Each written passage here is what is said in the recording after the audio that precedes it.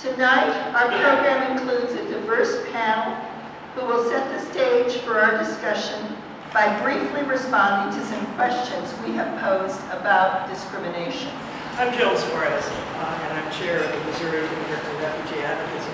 Reena, your comments today, just for me, brought all kinds of stories to mind. I mean, it's just absolutely amazing to begin to think about all of the experiences you've had, just based on the kind of things that Reena was saying to us.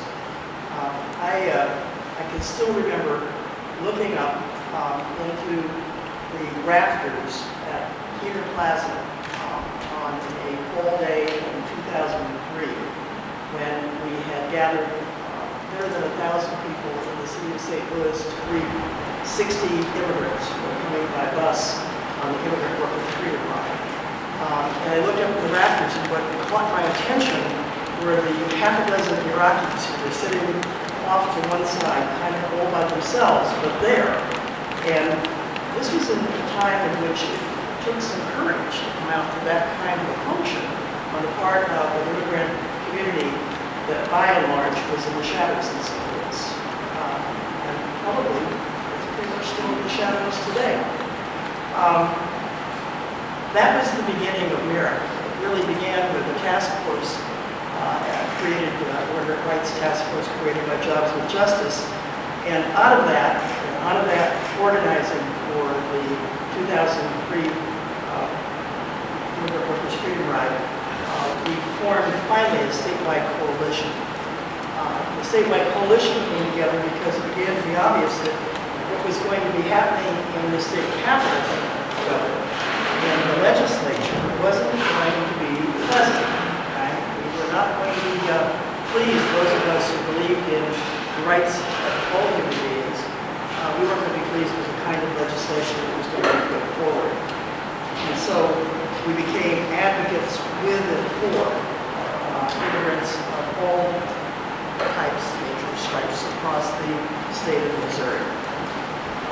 Mostly it was a job of fending off legislation. We spent more time beating back bills and making sure that things didn't pass in those first early years than almost anything else that we were able to accomplish. But during that period of time, as word got around that there was a group of advocates across the state, calls started to come in, some of them coming through contacts where they've been forwarding people to us, other people forwarding people to us, but calls started to come with folks who were in fact being discriminated in their place of work. And I know, Anna, as you did the introduction, we're supposed to be talking about folks with work authorizations, but frankly, an awful lot of the calls that come are from folks who are working because they came here to work. And whether they had authorization to work initially or whether they came with documentation originally and lost that documentation, this is a real kind of target in terms of our immigration laws, as most of you in this audience know. And so we were getting calls from folks who were putting in 12, 14, 16 hours of work a day and then not getting paid for that work in a quarter of a month without getting paid.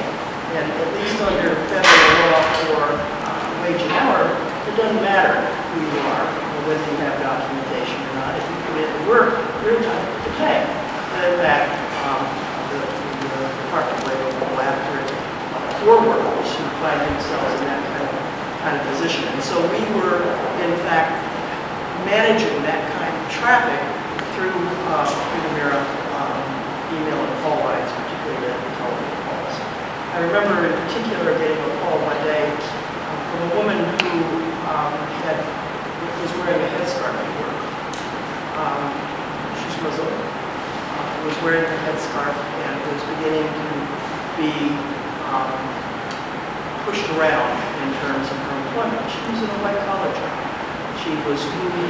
She was moved to a lower job. She was moved to another department. She still had the same supervisor. She just was being pursued and being really pressured to quit the job. Finally ended up taking her to the EOC.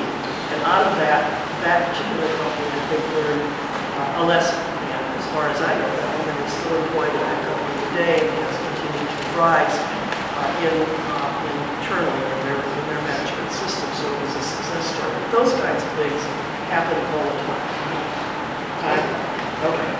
So I can't believe 5 minutes went really fast. Let me tell you that coming very quickly forward to 2009, Europe became one of 8 coalitions or groups across the country, funded now by the Four Freedoms Foundation as a welcoming initiative. So we have begun the Missouri Welcoming Initiative. That in the face of what is going on in Jefferson City today. Just today, there was a hearing of the Sharia law, there was a proposal now to outlaw any use of Sharia law in Missouri. We've had hearings in the last 2 weeks on driver's licenses. The legislators would like to put an emblem on the driver's license because they have documented immigrants. Because undocumented immigrants, can't drive in the state of Missouri legally. They can't go get a driver's license. But if you're documented, you're entitled to go take that test in 12 languages today, including English. And now the legislators would like to put an emblem on the driver's license to designate that you're an immigrant if you have still citizenship in this country. And then, of course, they'd also like to do away with the other 11 languages that people have been taking the driver's license exam in. And so those bills are currently before the legislature.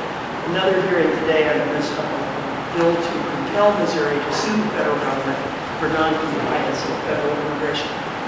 This goes on, and I'll stop, except to say to you all that in conclusion, if in fact we're going to do something about really becoming a welcoming state for immigrants in Missouri, then we've got to become more proactive.